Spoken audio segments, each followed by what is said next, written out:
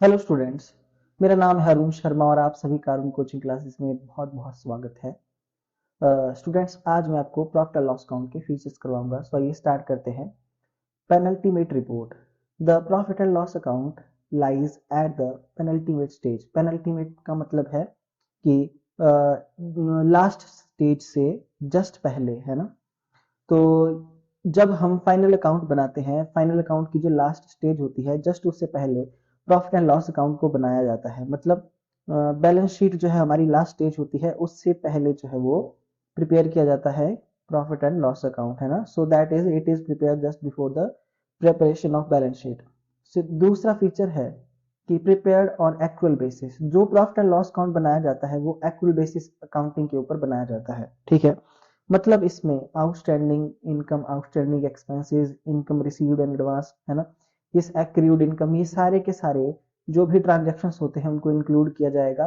कैसे किया जाएगा मैं आपको करके दिखाऊंगा प्रैक्टिकली। उसके बाद नेक्स्ट है drives constituents from trading account. तो कंस्टिट्यूएंट्स का मतलब यहाँ पे एलिमेंट या कंपोनेंट से है ना। जो मेजर आइटम्स होती है प्रॉफिट एंड लॉस अकाउंट की, जैसे कि ग्रॉस प्रॉफिट, ग्रॉस लॉस, वो कहां से ड्राइव होता है? वो आता है ट्रेडिंग अकाउंट से, ठीक है। और अदर जो आइटम्स हैं, अदर जो कंपोनेंट्स हैं, जैसे कि इनकम फ्रॉम अदर सोर्सेज या इनडायरेक्ट एक्सपेंसेस एंड लॉसेज, ये आपकी प्रॉफिट एंड लॉस अकाउंट में इंक्लूड होती है। देखिए, other constituents include income from other sources, है ना, और इनडायरेक्ट एक्सपेंसेस एंड लॉसेस।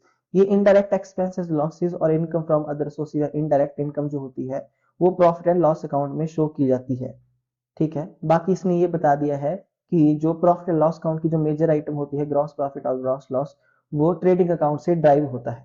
उसके बाद फोर्थ है balance of profit and loss account. Balance of this account is either net profit और नेट लॉस, ठीक है।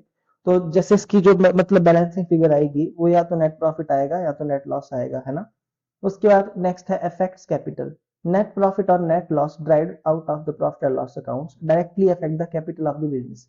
तो जो भी नेट प्रॉफिट और नेट लॉस आता है प्रॉफिट एंड लॉस अकाउंट से, उसका बिजनेस की कैपिटल पर डायरेक्ट जो है वो इफेक्ट पड़ता है। नेक्स्ट है time bound. The profit and loss account relates to a particular accounting period and is prepared at the end of the particular accounting period. देखिए, profit and loss account relates to particular accounting period. जो profit and loss account होता है वो किसी particular accounting period से उसका relation होता है और वो बनाया जाता है eight the end of particular accounting period, है ना। ओके, मतलब 31 मार्च को बनाया जाता है। स्टूडेंट्स, ये था हमारा फीचर्स। उसके बाद यहाँ पे लिखा है कि preparation of profit and loss account, कि प्रॉफिट और लॉस अकाउंट कैसे तैयार किया जाता है, ठीक है। तो the profit and loss account shows net profit, ठीक है। प्रॉफिट एंड लॉस अकाउंट से हमको किस चीज का, नेट प्रॉफिट का या नेट लॉस का पता चलता है ना, जैसा कि मैंने आपको बताया है। तो ये नेट प्रॉफिट और नेट लॉस को शो करता है ना, by accounting for all indirect expenses and losses and indirect incomes and gains.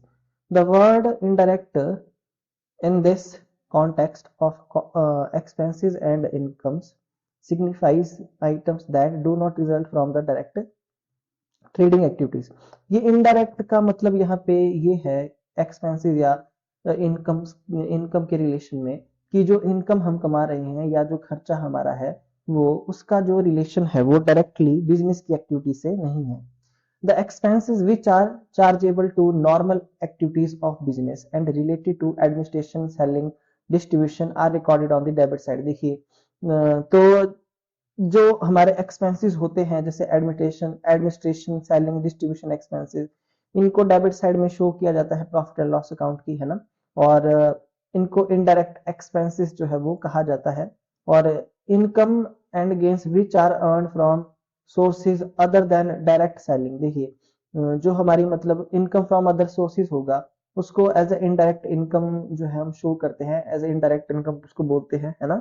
Income और गेन जो भी हमको हो रहा है ना, जो हमने अर्न किया है फ्रॉम अदर सोर्सेज, है ना, other than the direct selling are known as a indirect income.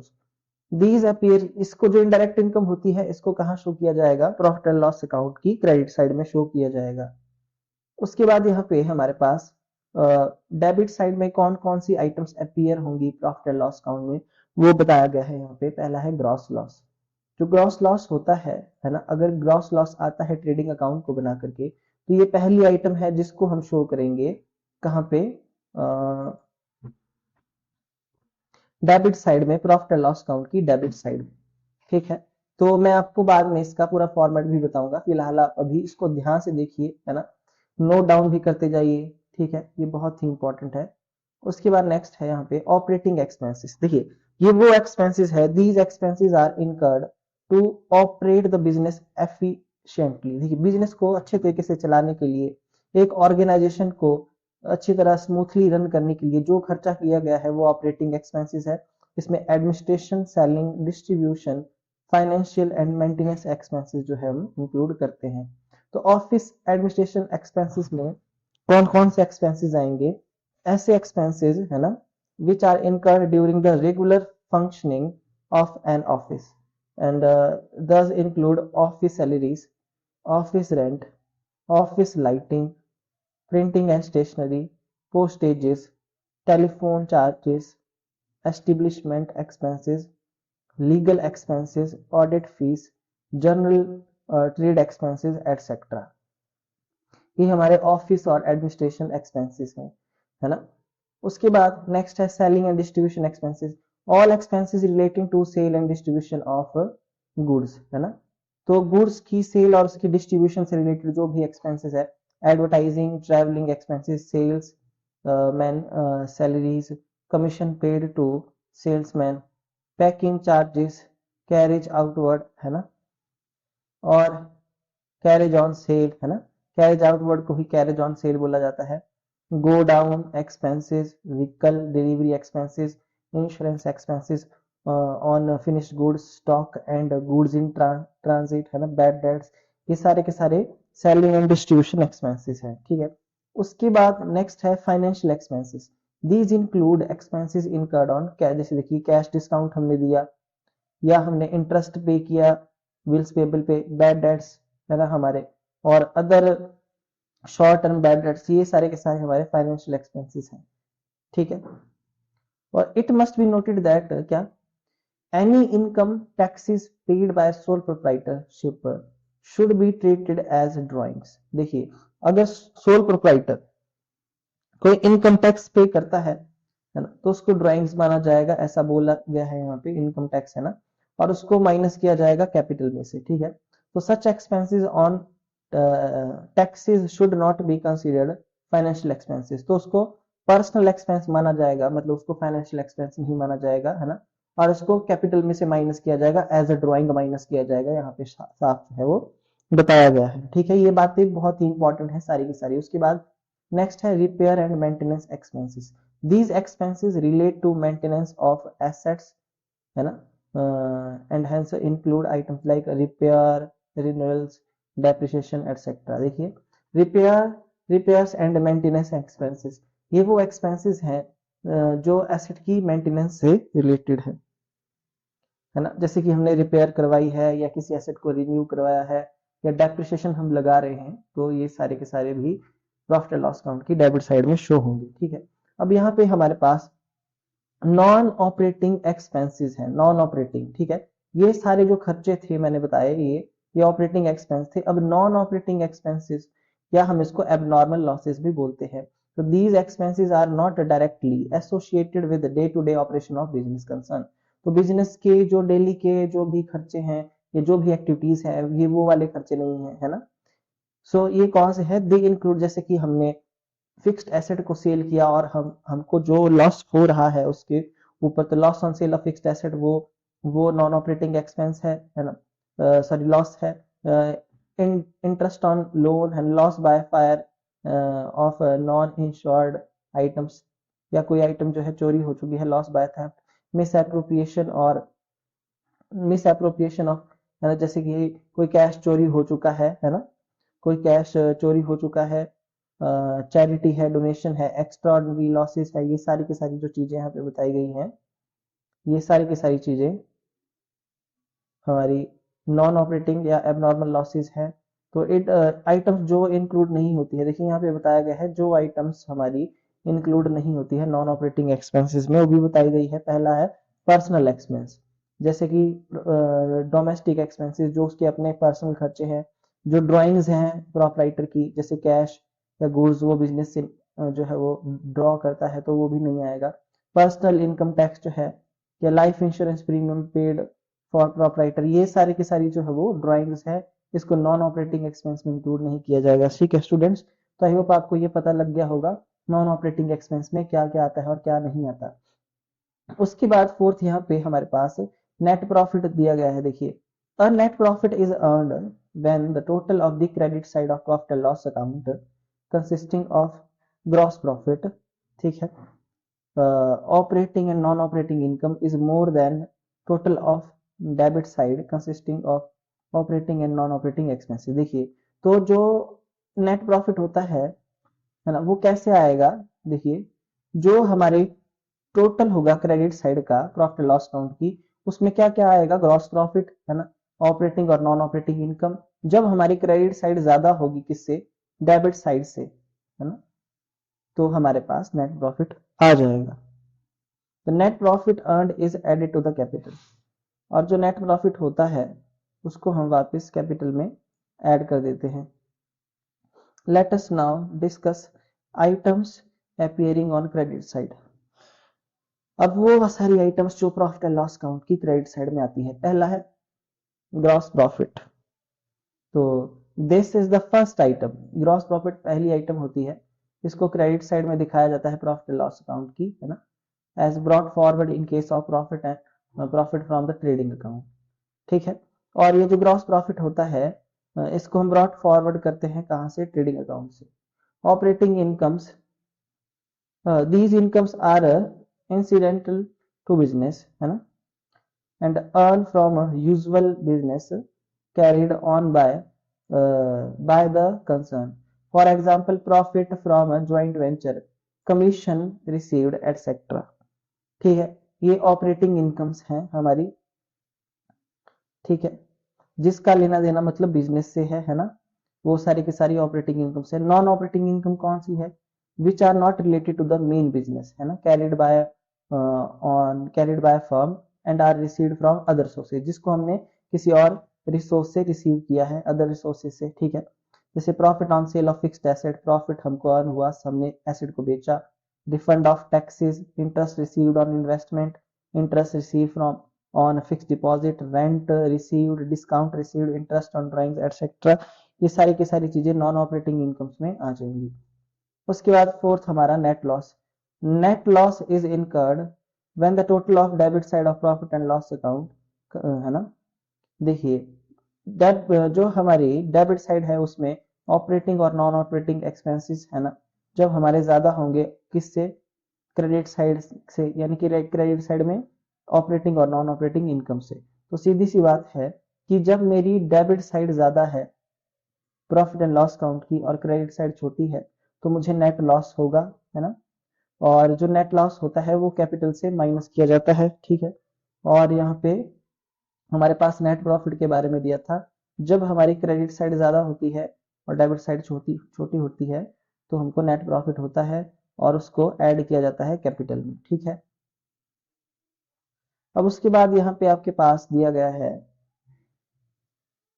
कि क्या परफॉर्मा फॉर्मेट होता है प्रॉफिट एंड लॉस अकाउंट का।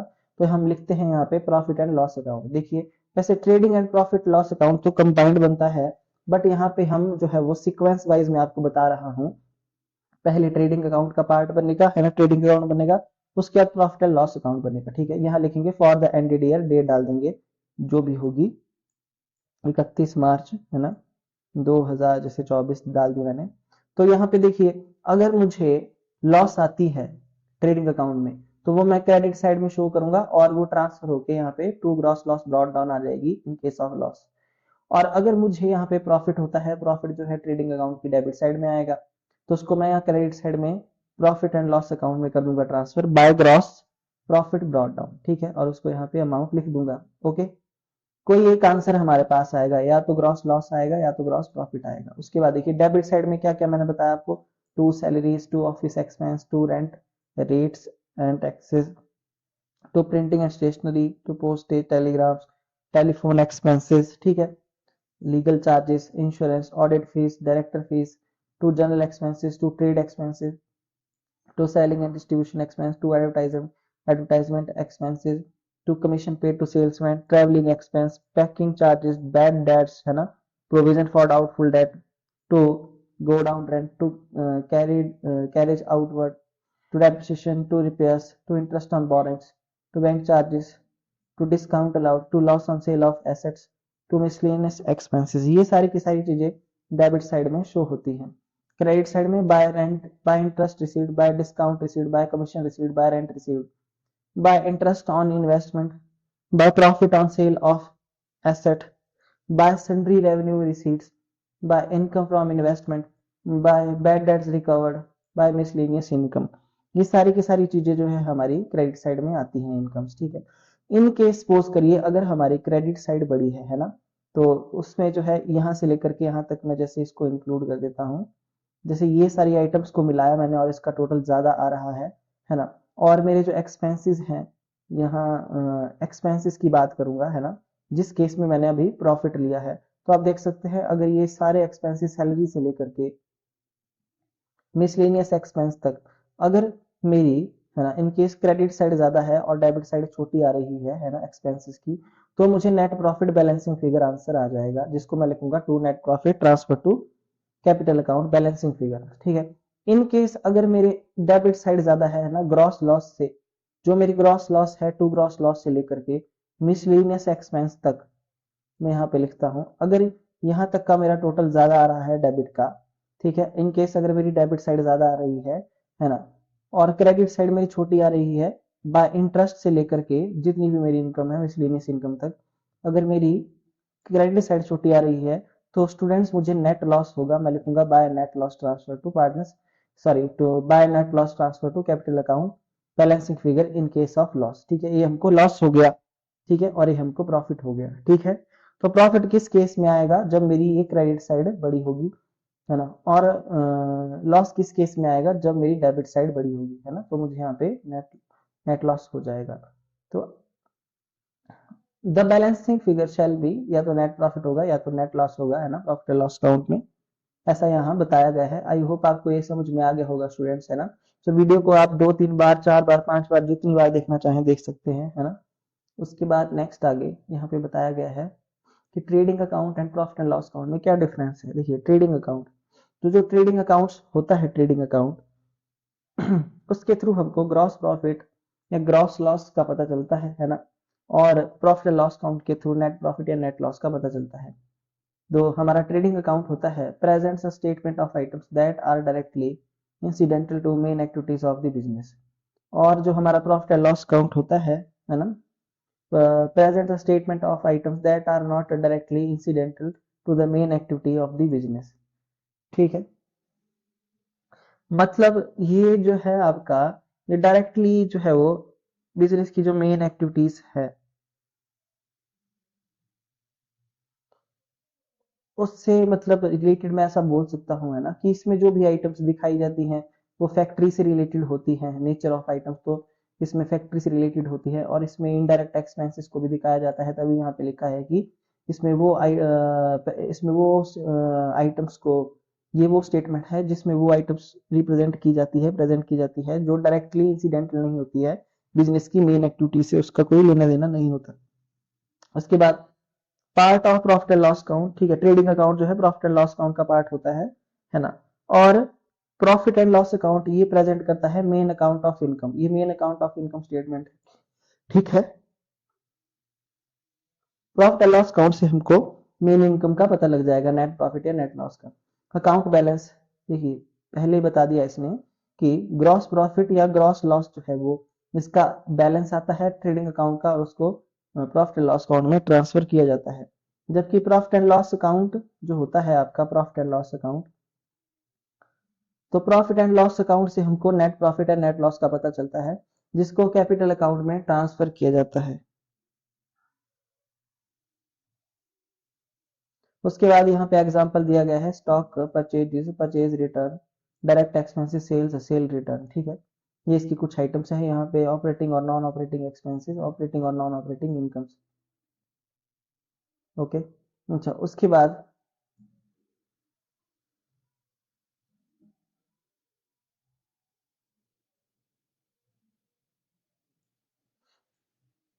नेक्स्ट यहाँ पे closing entries for profit and loss account. और जितने भी हमारे इनडायरेक्ट एक्सपेंसेस होते हैं उनको trial balance showing trial balance are transfer to the debit side of profit and loss account.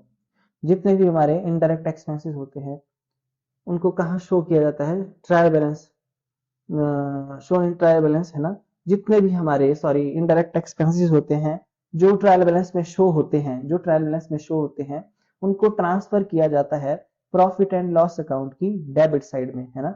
जितने भी इनडायरेक्ट इनकम होती है जो ट्रायल बैलेंस में दी होती है उनको ट्रांसफर किया जाता है क्रेडिट साइड में प्रॉफिट एंड लॉस अकाउंट में। ठीक है, तो यहाँ पे ट्रांसफरिंग एंट्रीज है, क्लोजिंग एंट्रीज जो पास की जाती है प्रॉफिट एंड लॉस अकाउंट को क्लोज करने के लिए, है ना। यहाँ पे देखिए falling are the closing entry are as a pass through the as passed through the profit and loss account to close the concern account। देखिए तो पहली है transfer of expenses to the debit side of profit and loss account. तो ये closing entries हैं कुछ, है ना, ये बहुत ही जरूरी है। तो देखिए जितने भी एक्सपेंस होते हैं उनका बैलेंस डेबिट होता है, सबको पता है। क्रेडिट ट्रांसफर के लिए सभी एक्सपेंसेस को डेबिट क्रेडिट किया जाएगा। देखिए एक्सपेंसेस का बैलेंस होता है डेबिट, ट्रांसफर के लिए करेंगे हम यहाँ पे सारे एक्सपेंसेस को क्रेडिट, है ना। और जिस अकाउंट में ट्रांसफर करना होगा उस अकाउंट को कर देंगे डेबिट। तो profit and loss account debit to rent to salary to advertisement, जितने भी एक्सपेंसेस के यहाँ पे नाम आपको दिख रहे हैं ये सारे के सारे क्रेडिट हो जाएंगे। Being transfer of various expenses, है ना, तो प्रॉफिट एंड लॉस अकाउंट। ठीक है, दूसरा अब इनकम को ट्रांसफर करेंगे प्रॉफिट एंड लॉस अकाउंट की क्रेडिट साइड में। देखिए इनकम का बैलेंस होता है क्रेडिट, तो इनकम को ट्रांसफर के लिए कर देंगे हम डेबिट। तो interest receive, discount receive, dividend, bad debts recovered, miscellaneous income सारे डेबिट हो जाएंगे। जिस अकाउंट में ट्रांसफर करना है प्रॉफिट एंड लॉस अकाउंट में उसको कर देंगे क्रेडिट। तो being transfer of various income, है ना, to profit and loss account. उसके बाद नेक्स्ट है transfer of net profit to capital account. तो कैपिटल अकाउंट में नेट प्रॉफिट को ट्रांसफर करना है तो जिससे कैपिटल का बैलेंस बढ़ जाएगा, इसलिए कैपिटल को किया जाएगा क्रेडिट और प्रॉफिट एंड लॉस अकाउंट को किया जाएगा डेबिट, क्योंकि ये कहां से ड्राइव होता है, net profit and loss account से आता है। ठीक है, उसके बाद नेक्स्ट हमारे पास अगर हमको नेट लॉस आता है प्रॉफिट एंड लॉस अकाउंट से तो उसको कैपिटल अकाउंट में ट्रांसफर करेंगे। तो नेट लॉस को कैपिटल अकाउंट में ट्रांसफर करने पर कैपिटल अकाउंट का बैलेंस डाउन हो जाएगा, तो इसलिए इसको डेबिट कर देंगे। Capital account debit to profit and loss account being transfer of net loss to capital account. ठीक है, तो ये हम यहाँ पे जो है वो जनरल एंट्री पास कर देंगे। यहाँ लिखेंगे given below is a brief explanation of a certain items mentioned in profit and loss account that require careful attention and understanding। यहाँ पे कुछ ब्रीफली कुछ बातें आपको दी गई हैं, है ना, कुछ जिसको आपको ध्यान से समझना बहुत जरूरी है। पहला यहाँ लिखा गया है क्या, तो फर्स्ट पॉइंट यहाँ पे लिखा गया है आपके पास सैलरीज। सैलरीज का मतलब है remuneration earned by office employees, है ना, और ये इनडायरेक्ट एक्सपेंस है, इसको प्रॉफिट एंड लॉस अकाउंट की डेबिट साइड में दिखाया जाता है। ठीक है, कई बार सैलरी एंड वेजेस कंबाइंड दिया होता है तो हम उसको प्रॉफिट एंड लॉस की डेबिट साइड में लिखते हैं, पर कभी वेजेस एंड सैलरीज पहले लिखा है वेजेस तो उसको ट्रेडिंग अकाउंट की डेबिट साइड में शो करते हैं। ठीक है, उसके बाद डेप्रिसिएशन, डेप्रिसिएशन डिनोट्स, है ना, decrease in the value of asset due to obsolescences, है ना। तो देखिए कोई एसेट जो बार बार यूज करने की वजह से ऑब्सोलीट हो गई है, पुरानी हो गई है, जिससे उसकी वैल्यू डाउन हो चुकी है, तो हम उसको डेप्रिसिएशन के थ्रू डिनोट करते हैं। और रेगुलर यूज की वजह से या टाइम लैप्स की वजह से उसकी वैल्यू डाउन हो गई है तो उसको डेप्रिसिएशन कहा जाता है ना। एसेट की वैल्यू में, एसेट की वैल्यू डाउन होने की वजह से उसकी वैल्यू में जो कमी आती है उसको डेप्रिसिएशन बोलते हैं, है ना। सिंस इट इज एन, ये इनडायरेक्ट एक्सपेंस है बिजनेस का, ये लॉस नहीं होती, इनडायरेक्ट एक्सपेंस होता है, इसलिए इसको प्रॉफिट एंड लॉस अकाउंट की डेबिट साइड में शो करते हैं। फिर है discount, the discount allowed to customer, है ना, और डिस्काउंट रिसीव्ड फ्रॉम वेंडर, है ना। ये जो है, जो हमारा डिस्काउंट अलाउड होता है उसको डेबिट साइड में शो किया जाता है और जो डिस्काउंट रिसीव होता है उसको क्रेडिट साइड में शो किया जाता है प्रॉफिट एंड लॉस अकाउंट में। फिर है अनफॉरसीन लॉसेस, जितनी भी अनएक्सपेक्टेड ऑल अनएक्सपेक्टेड और अनएंटिसिपेटेड लॉसेस होती हैं, है ना, जैसे loss due to fire, loss due to theft, है ना, natural calamity, should be debited to profit and loss account, उसको प्रॉफिट एंड लॉस अकाउंट की डेबिट साइड में शो किया जाता है, ठीक है। फिर बैड डेट्स, उसके बाद है bad debts. There may be times when a debt is unlikely to be received from debtors. देखिए कई बार ऐसा होता है कि कुछ ऐसा पैसा है जो हम डेटर से रिसीव नहीं कर पाते हैं, so that is it is not possible to ना रिट्राइव दैट सम, तो वो पैसा हम उससे रिसीव नहीं कर सकते, ऐसा कुछ डेट है, ऐसा कुछ पैसा है, तो वो डेट हमारा बैड डेट बन जाएगा, ठीक है। तो ये बिजनेस के लिए लॉस होता है ना, और उसको प्रॉफिट एंड लॉस अकाउंट में डेबिट किया जाता है, ऐसा यहाँ पे लिखा गया है।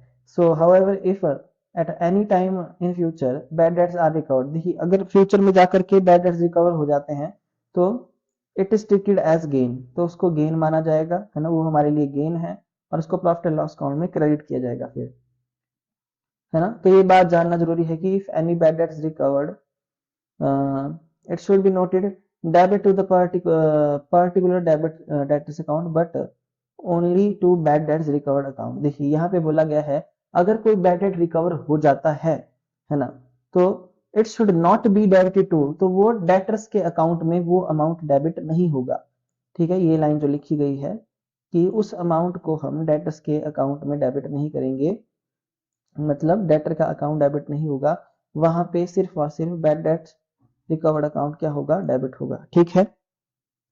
तो आई होप आपको इतना समझ में आ गया होगा, okay.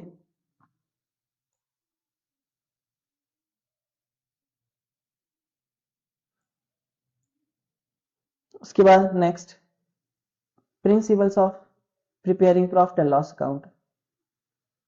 The underlined are the principle that must be followed while preparing profit and loss account. देखिए कुछ यहाँ पे प्रिंसिपल्स बताए गए हैं, जब भी हम प्रॉफिट एंड लॉस अकाउंट को बना रहे होंगे उनको ध्यान में रखना पड़ेगा। पहला, revenue receipts, only revenue receipts should be entered on the credit side. Revenue expenses, तो सिर्फ रेवेन्यू एक्सपेंसेस होते हैं, है ना, together with losses should be entered on the debit side.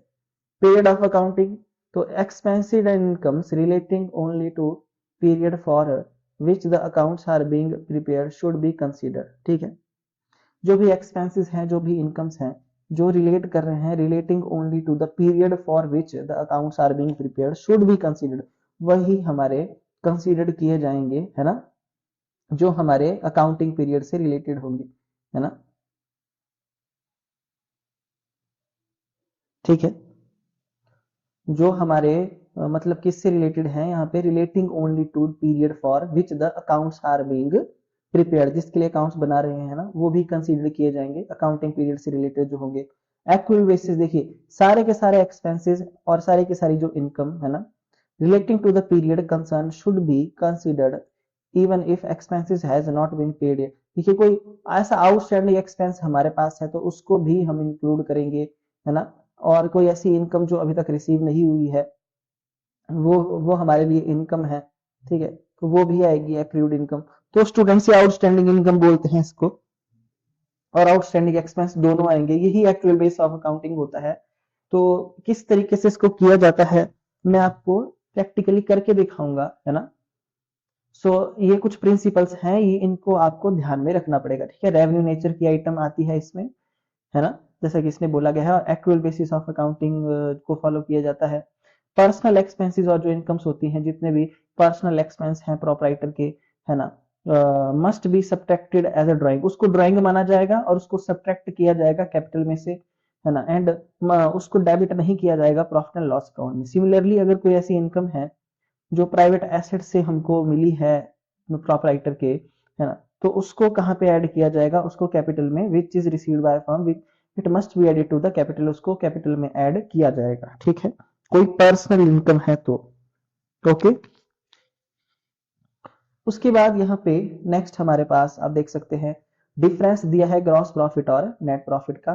तो ग्रॉस प्रॉफिट के बारे में हम पहले देख लेते हैं। देखिए कि जो ग्रॉस प्रॉफिट होता है ये कैसे हम फाइंड आउट करते हैं, ऑल डायरेक्ट रेवेन्यू, जितनी भी हमारी डायरेक्ट रेवेन्यू हमने अर्न की है जैसे सेल, है ना, और जितने भी डायरेक्ट एक्सपेंसेस है उनके बीच का जो डिफरेंस है वो हमारा ग्रॉस प्रॉफिट होता है। तो आपको पता तो है ग्रॉस प्रॉफिट कैसे आता है ना। उसके बाद नेट प्रॉफिट कैसे आएगा, तो ascertained from gross profit earn, है ना, जो हमने ग्रॉस प्रॉफिट निकाला और उसमें जितने भी मिसलेनियस इनकम है ना, और जो हमारे एक्सपेंसेस है ना, उनको माइनस किया हमने, तो उससे हमको नेट प्रॉफिट आ गया। ठीक है, तो अभी आपको मैंने बताया कि कैसे इसको फाइंड आउट किया जाता है। अच्छा जी, टू हेल्प, देखिए gross profit purpose to help ascertain gross profit और ग्रॉस लॉस, और to help ascertain net profit और नेट लॉस।